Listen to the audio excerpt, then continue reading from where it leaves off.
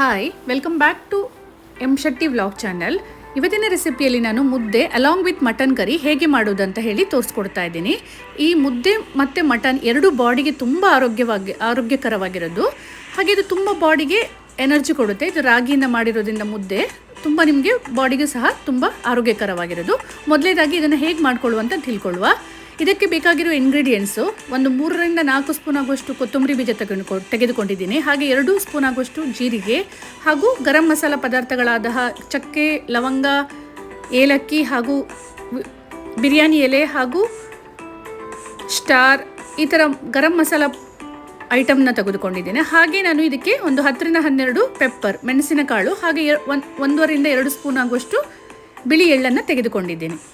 ಮೊದಲನೇದಾಗಿ ಕುಕ್ಕರನ್ನು ಸ್ವಲ್ಪ ಬಿಸಿ ಮಾಡಿ ಅದಕ್ಕೆ ಸ್ವಲ್ಪ ಎಣ್ಣೆ ಹಾಕಿ ಈ ಎಲ್ಲ ಮಸಾಲ ಗರಂ ಮಸಾಲ ಏನು ಇಂಗ್ರೀಡಿಯೆಂಟ್ಸ್ ತೊಗೊಂಡಿದ್ದೀವಿ ಅದನ್ನು ನಾವು ಫ್ರೈ ಮಾಡ್ಕೋಬೇಕು. ಎಣ್ಣೆಯಲ್ಲಿ ಹಾಕ್ಕೊಂಡು ಫ್ರೈ ಮಾಡಿದ ತಕ್ಷಣ ಒಂದು ಪಾತ್ರೆಯಲ್ಲಿ ತೆಗೆದಿಡಬೇಕು.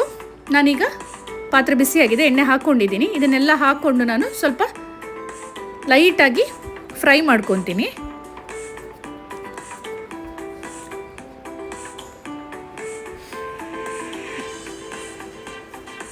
ಹಾಗೆ ಸ್ವಲ್ಪ ಲಾಸ್ಟಲ್ಲಿ ಒಂದು ಸ್ವಲ್ಪ ಫ್ಲೇವರಿಗೆ ಸ್ವಲ್ಪ ಕರಿಬೇವನ್ನು ಆ್ಯಡ್ ಮಾಡ್ತಾ ಇದ್ದೀನಿ. ಎಲ್ಲ ಚೆನ್ನಾಗಿ ಫ್ರೈ ಮಾಡಿ ಎತ್ತಿಟ್ಕೋಬೇಕು.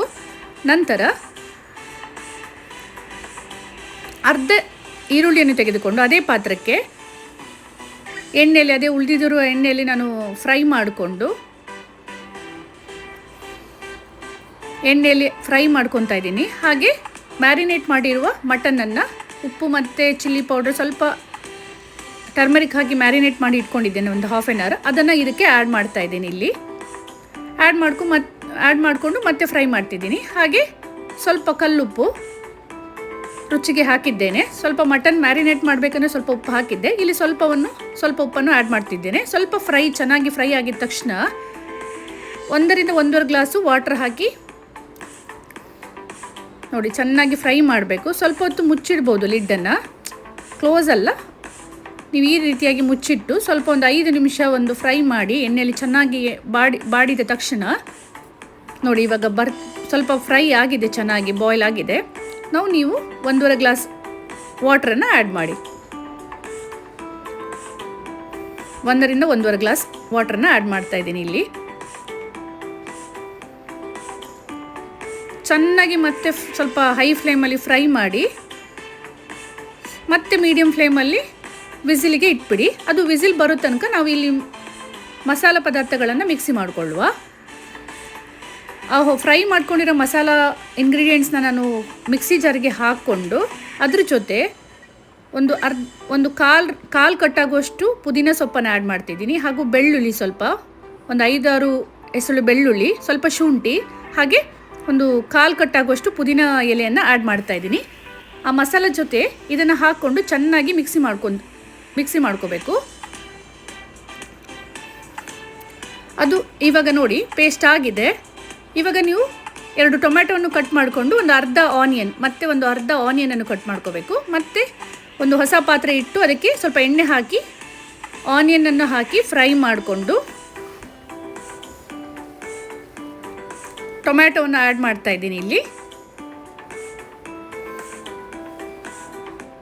ಚೆನ್ನಾಗಿ ಮತ್ತೆ 2 ಮಿಕ್ಸ್ ಆಗಿ ಫ್ರೈ ಮಾಡಬೇಕು. ಎಣ್ಣೆಯಲ್ಲಿ ಚೆನ್ನಾಗಿ ಬಾಡಿಸ್ಕೋಬೇಕು. ಚೆನ್ನಾಗಿ ಫ್ರೈ ಆಗಿದೆ ನೋಡಿ. ಚೆನ್ನಾಗಿ ಫ್ರೈ ಆಗಿದ ಮೇಲೆ ನೀವು ಮಿಕ್ಸಿ ಮಾಡ್ಕೊಂಡಿರೋ ಮಸಾಲ ಇದೆ ಅಲ್ವಾ, ಚೆನ್ನಾಗಿ ಫ್ರೈ ಆಗಿದೆ. ಸ್ವಲ್ಪ ಅರಿಶಿನ ಪೌಡ್ರು, ಅರ್ಧ ಸ್ಪೂನ್ ಹಾಕುವಷ್ಟು ಅರಿಶಿನ ಪೌಡ್ರನ್ನು ಹಾಕ್ಕೊತಾ ಇದ್ದೀನಿ. ಮಾಡಿಕೊಂಡು ಮತ್ತೆ ಮಿಕ್ಸಿ ಮಾಡ್ಕೊಂಡಿರೋ ಮಸಾಲವನ್ನು ಇದಕ್ಕೆ ಆ್ಯಡ್ ಮಾಡ್ತಾ ಇದ್ದೀನಿ. ಇಲ್ಲಿ ನಾನು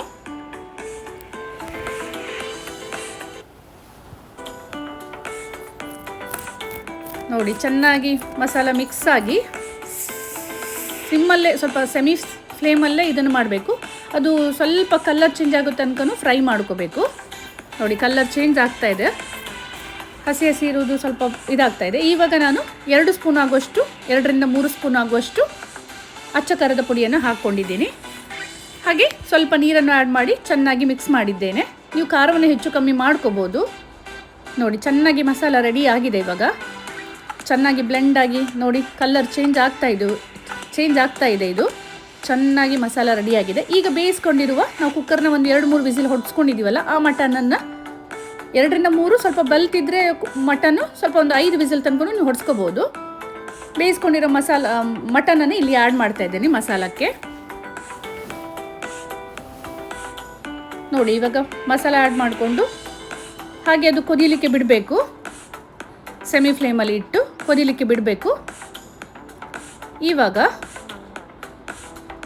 ಅದು ಕೊದೀತಾ ಇರಬೇಕಂದ್ರೆ ನೀವು ಒಂದು ಮಿಕ್ಸಿ ಜಾರಲ್ಲಿ ಸ್ವಲ್ಪ ಅರ್ಧ ತೆಂಗಿನಕಾಯಿ ಅಥವಾ ಕಾಲು ತೆಂಗಿನಕಾಯಿ ಗಟ್ಟಿ ತೆಂಗಿನ ಹಾಲನ್ನು ತೆಗೆದುಕೊಂಡು ಮಿಕ್ಸಿ ಮಾಡಿಕೊಂಡು ತೆಂಗಿನ ಹಾಲನ್ನು ತೆಗಿಬೇಕು.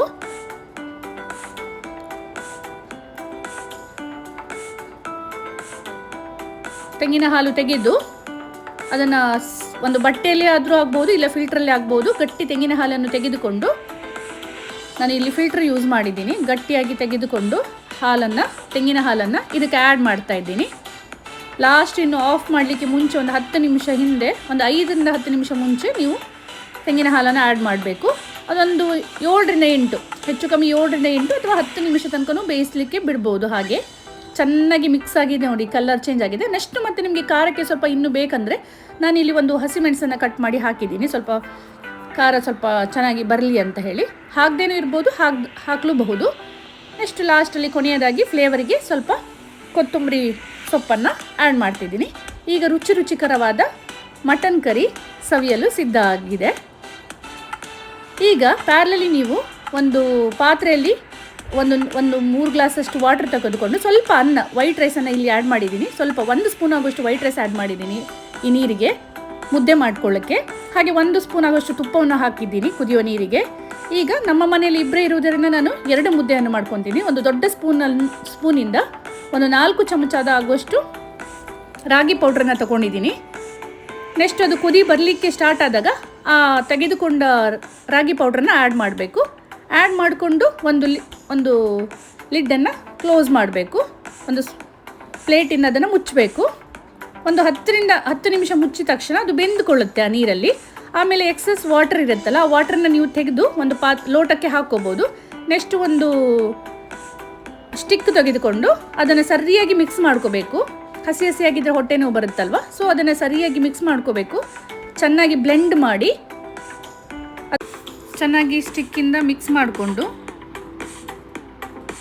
ರಾಗಿ ಬೌಲ್ನ ರೆಡಿ ಮಾಡಲಿಕ್ಕೆ, ರಾಗಿ ಮುದ್ದೆನ ರೆಡಿ ಮಾಡಲಿಕ್ಕೆ ಒಂದು ಪಾತ್ರೆಯಲ್ಲಿ ವಾಟ್ರನ್ನು ತೆಗೆದುಕೊಳ್ಬೇಕು. ಏನಕ್ಕಂದ್ರೆ ಅದು ಬಿಸಿ ಇದ್ದಾಗಲೇ ಮುದ್ದೆ ಮಾಡಲಿಕ್ಕೆ ಆಗುತ್ತೆ. ತಣ್ಣಗೆ ಆದಮೇಲೆ ಇದನ್ನು ಮುದ್ದೆ ಮಾಡಲಿಕ್ಕೆ ಆಗಲ್ಲ. ಬಿಸಿ ಇರೋದ್ರಿಂದ ನಾವು ಮುಟ್ಲಿಕ್ಕೆ ಹೋದಾಗ ಬಿಸಿ ಇರೋದ್ರಿಂದ ನಾವು ನೀರಲ್ಲಿ ಕೈಯನ್ನು ಅದ್ದಿ ಅದನ್ನು ಮುದ್ದೆ ಆಕಾರದಲ್ಲಿ ನಾವು ರೌಂಡಾಗಿ ಮಾಡ್ಕೋಬೇಕು. ರೌಂಡಾಗಿ ಮಾಡ್ಕೊಳ್ಳೋದ್ರಿಂದ ಮುದ್ದೆ ರೆಡಿಯಾಗಿರುತ್ತದೆ. ನೋಡಿ,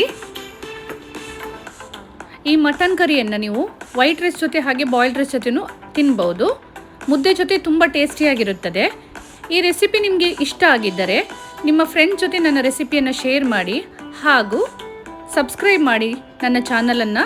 ಹಾಗೆ ಲೈಕ್ಸ್ ಮಾಡಿ, ಕಮೆಂಟ್ಸ್ ಮಾಡಿ. Thank you so much for watching. Thank you.